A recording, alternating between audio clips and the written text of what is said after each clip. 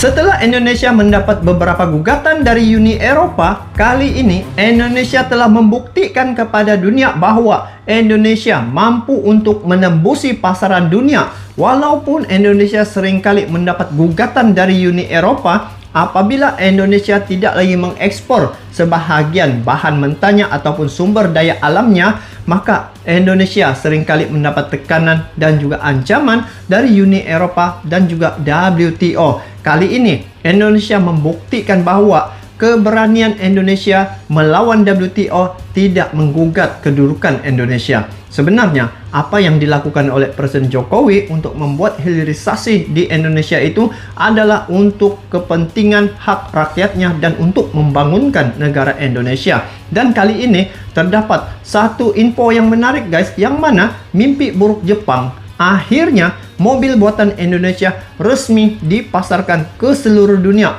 Bagaimana kaedah dan juga cara Presiden Jokowi mengendalikan hal ini? Sama-sama kita semak klip video ini dari channel Captain ya. So, kepada kalian yang menonton video ini, support juga ini channel Captain dengan memberi like, komen, dan bagi yang belum subscribe, boleh subscribe ini channel Captain. So, ayo kita semak klip video ini bagaimana Presiden Jokowi mengatasi masalah setelah mendapat gugatan dari Uni Eropa dan juga mendapat gugatan dari WTO. Akhirnya produk Indonesia dapat dipasarkan ke seluruh dunia. Bagaimana tuh? Sama-sama kita semak klip video ini.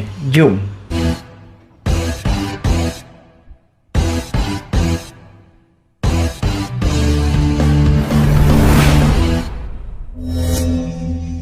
Jokowi minta ekspor mobil dikebut. Dikebut.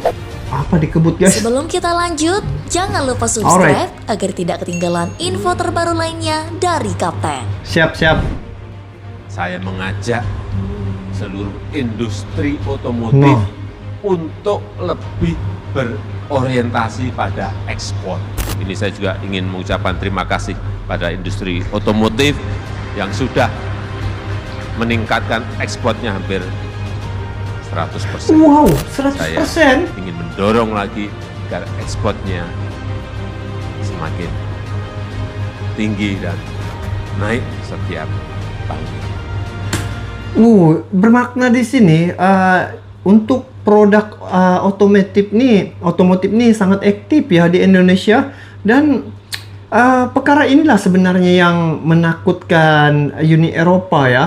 Mereka sebenarnya yang rasa tergugat sebab apabila Indonesia stop dia punya bahan mentah tuh diekspor, Indonesia mau sendiri mengolahnya, maka Uni Eropa akan kekurangan bahan mentah itu ya, dan dorang tidak ada bahan untuk dijadikan bahan yang menjadi siap itu. Seperti Indonesia, dia mengolah ya, membuat hilirisasi, mengolah bahan mentah itu menjadi barang yang sudah siap. Nah, jadi di sini nampaknya persaingan itu memang persaingan yang sengit lah. Tetapi di sini dia boleh menembus ya ke pasaran seluruh dunia. Nah, itu yang sebenarnya ketakutan Uni Eropa pada negara Indonesia, karena kekuatan sumber daya alam dan juga apabila Indonesia membuat hilirisasi, maka mereka betul-betul rasa tergugat. Maka itulah dia sentiasa membuat gugatan di WTO tuh, karena Indonesia tidak mengekspor lagi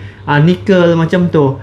Karena perkara macam inilah yang saya nampak Uni Eropa risau tentang kemajuan dan juga keuntungan yang diperolehi oleh Indonesia dari segi ekonomi itu.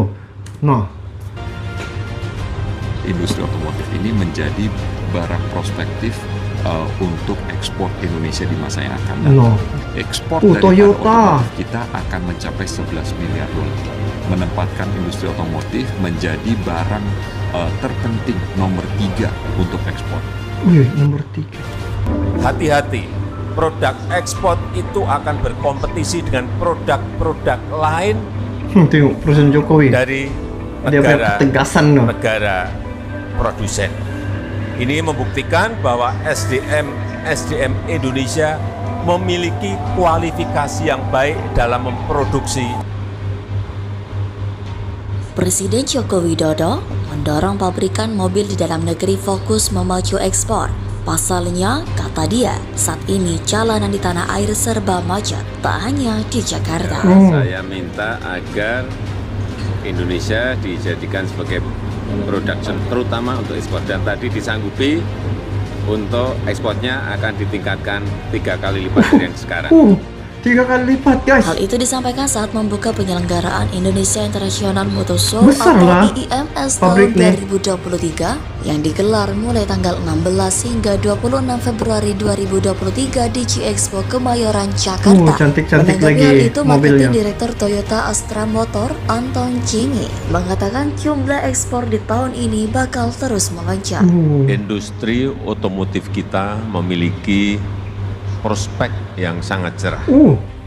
Setiap tahun tumbuh sangat signifikan. Penjualan mobil tahun 2022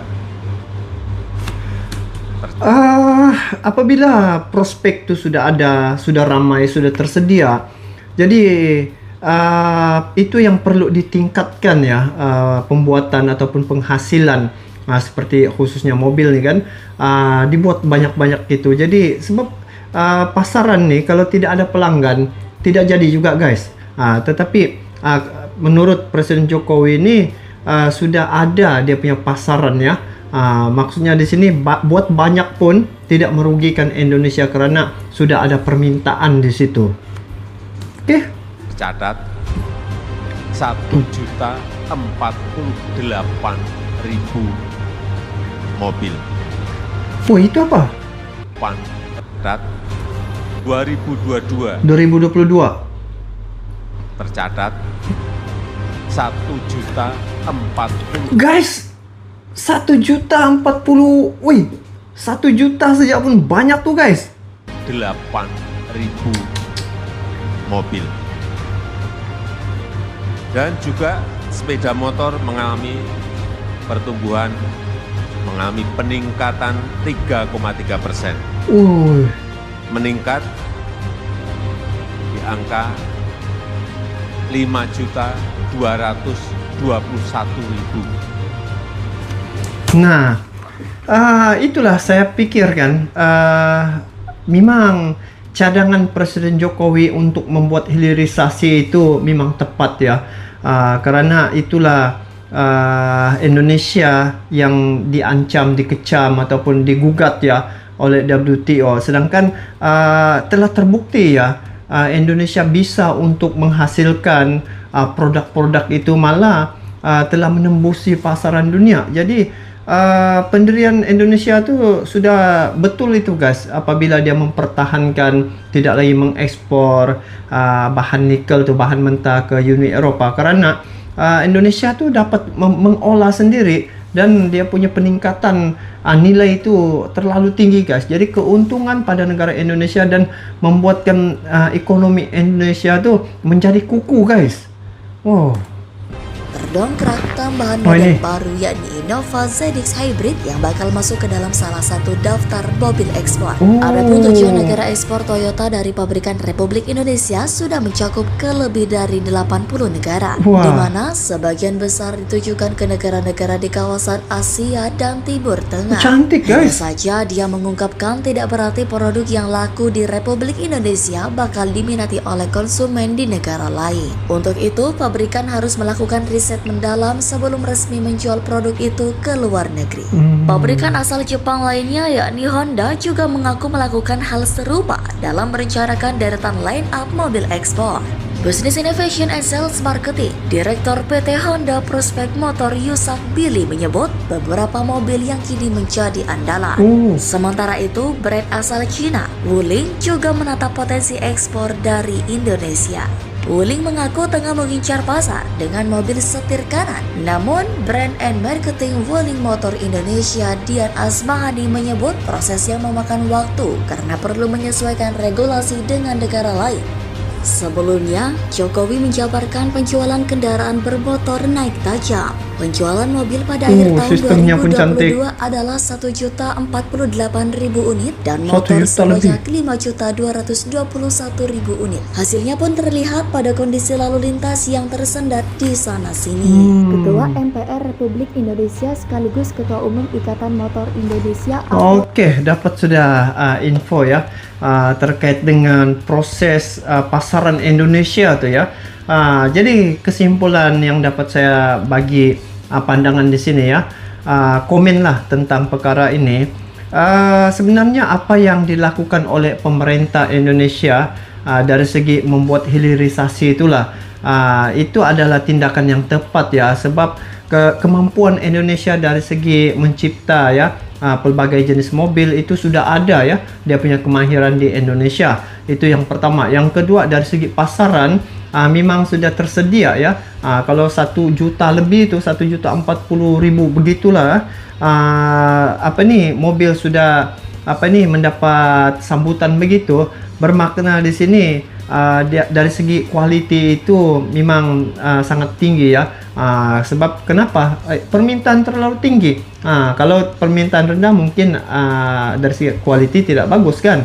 Dan apa yang dilakukan proses hilirisasi ini sebenarnya kesan dan dampak itu akan berbalik pada negara Indonesia, karena dari segi peluang pekerjaan kepada warga Indonesia itu akan tersedia apabila banyak pabrik-pabrik dibuka ya.